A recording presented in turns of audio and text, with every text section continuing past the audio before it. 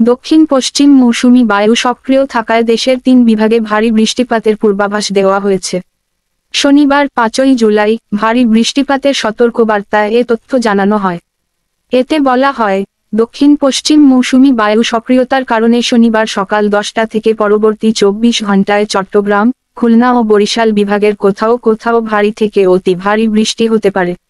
অতি ভারী বর্ষণের কারণে চট্টগ্রাম বিভাগের পাহাড়ি এলাকার কোথাও কোথাও ভূমিধসের সম্ভাবনা রয়েছে।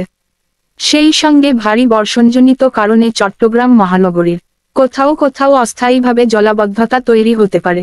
এদিকে রোববার সকাল 9টা পর্যন্ত আবহাওয়ার পূর্বাভাসে বলা হয়েছে, মৌসুমি বায়ু বাংলাদেশের ওপর মোটামুটি সক্রিয় এবং উত্তর বঙ্গোপসাগরে প্রবল অবস্থায় রয়েছে।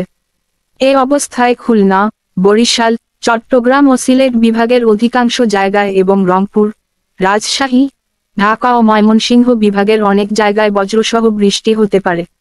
সেই সাথে সারা দেশের কোথাও কোথাও ভারী বর্ষণ হতে পারে।